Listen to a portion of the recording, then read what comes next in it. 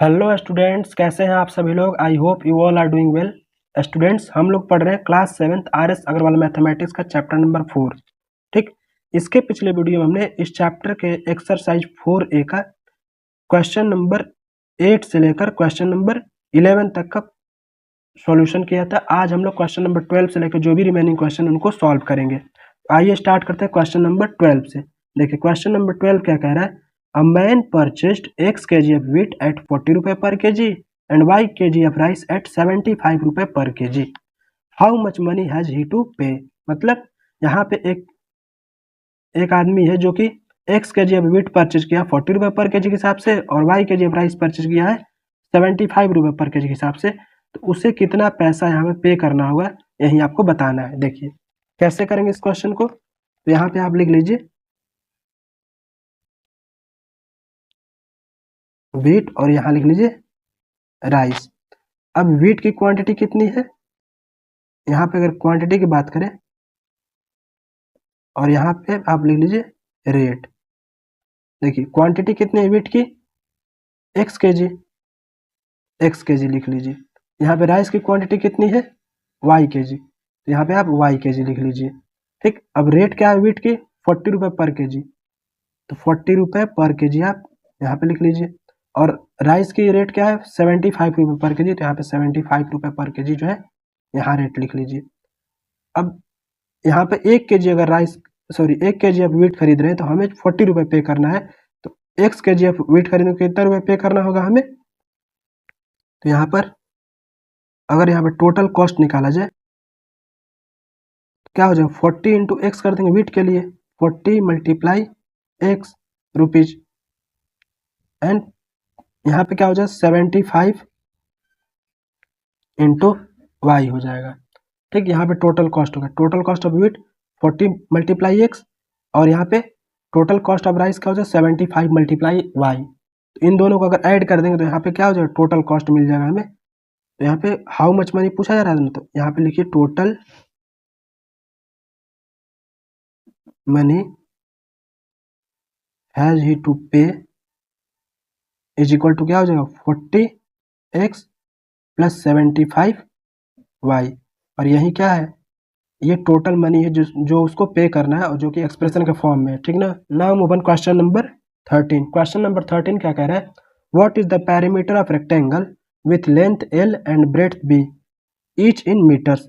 देखिए एक रेक्टेंगल है कुछ इस तरीके से यहाँ पे, जिसकी लेंथ कितनी है l मीटर, तो यहाँ पे लिख दीजिए l मीटर, और यहाँ पे ब्रेड्थ कितनी है b मीटर, तो यहाँ पे b मीटर लिख दीजिए। देखिए ये l मीटर लेंथ है तो ये भी l मीटर होगा, और ये भी क्या होगा, b मीटर ब्रेड्थ हो जाएगा। ठीक, अब यहाँ पे हमें क्या करना है, बेसिकली हमें पेरीमीटर ऑफ रेक्टेंगल निकालना। तो कैसे निकालेंगे, देखिए पेरीमीटर ऑफ रेक्टेंगल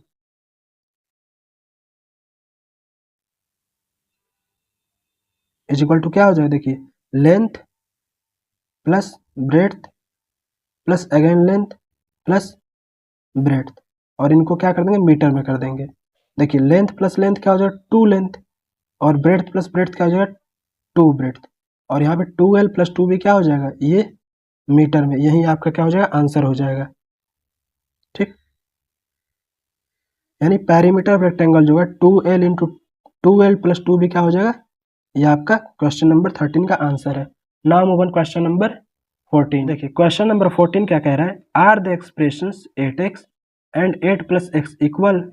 मतलब पूछा जा रहा है कि 8x जो है और 8 प्लस एक्स है, क्या ये दोनों इक्वल है, इफ नॉट वाई। मतलब अगर नहीं इक्वल है ये दोनों तो क्यों नहीं इक्वल है, तो यही हमें बताना है। देखिए अब 8x और 8 प्लस एक्स यहाँ पे लिख दीजिएगा, 8x and 8 plus X are not equal. क्यों, क्योंकि देखिए यहाँ पर 8x का मतलब होता है 8x मीन्स, यहाँ पर लिख दीजिए because 8x means 8 is multiplied, यहाँ पर 8x मीन्स क्या हो जाएगा, 8 is multiplied to x।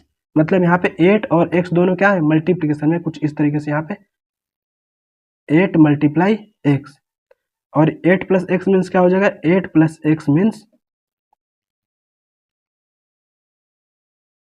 8 is added to x। यहाँ पर दोनों का मतलब क्या है, यहाँ 8x मतलब क्या है, यहाँ पे 8 को हम लोग मल्टीप्लाई कर रहे हैं x के साथ, और 8 प्लस एक्स का मतलब क्या है, 8 को हम लोग ऐड कर रहे हैं x के साथ, इसलिए ये दोनों क्या है, ये दोनों इक्वल नहीं है।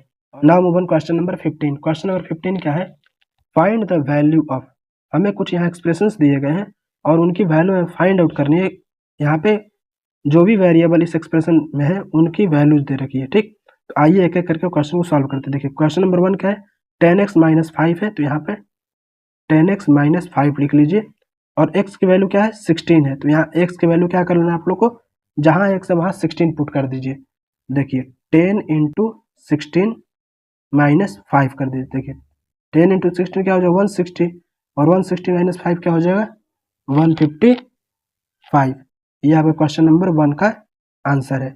उसी तरीके से आपको क्वेश्चन नंबर 2 करने के लिए क्या करेंगे, 10 इंटू वाई माइनस 8 एक्सप्रेशन दे रखा है, और y की वैल्यू क्या दे रखा है, -5, तो आपको क्या कर लेना है, y की वैल्यू -5 रख लेना। 10 इंटू वाई की वैल्यू क्या कर लीजिए, -5, -5 माइनस 8 करिएगा, तो क्या मिलेगा, 10 मल्टीप्लाई -5 और -8 क्या हो जाएगा, -13, यहाँ -13 कर लीजिए, और डिफरेंस इनका मल्टीप्लिकेशन है तो ऑलवेज निगेटिव होता है, तो यहाँ पे -130 आपका क्वेश्चन नंबर 2 का आंसर है। उसी तरीके से क्वेश्चन नंबर 3 करना है हमें। यहाँ एक्सप्रेशन क्या है, 6 माइनस 3x माइनस 2, इसको कैसे करेंगे, देखिए x की वैल्यू क्या दे देगा, 6, तो यहाँ पे जहाँ x है वहाँ 6 कर दीजिए, 6 माइनस 3 इंटू 6 माइनस 2, यहाँ पे क्या है, 6 माइनस 3 6 18, और 18 माइनस 2 क्या हो जाएगा, 16, 6 माइनस यहाँ 16 हो जाएगा, और 6 माइनस 16 करेंगे तो क्या मिलने वाला है, बेसिकली हमें -10 मिलेगा, जो कि क्वेश्चन नंबर 3 का आंसर है। Now move on question number 4। 9n minus 3 है, और n की वैल्यू क्या दे रखा है, -2, यहाँ जहाँ n है वहाँ -2 पुट कर दीजिए। 9n माइनस 3 के में 9 मल्टीप्लाई -2 करिए और -3 कर दीजिए। 9 मल्टीप्लाई -2, ये डिफरेंट साइन का मल्टीप्लिकेशन तो क्या हो जाएगा, निगेटिव, तो 9 मल्टीप्लाई -2 का जो -18, और ये -3 है, तो यहाँ पे क्या हो जाएगा, -21, और -21 क्या है, ये आपका क्वेश्चन नंबर 4 का आंसर है, ठीक। आज ये एक्सरसाइज खत्म होता है, हम लोग नेक्स्ट वीडियो में मिलेंगे, तो आगे कंसेप्ट को पढ़ेंगे, ठीक, और आगे के जो एक्सरसाइज है उनको हम लोग सॉल्व करेंगे। Bye bye, take.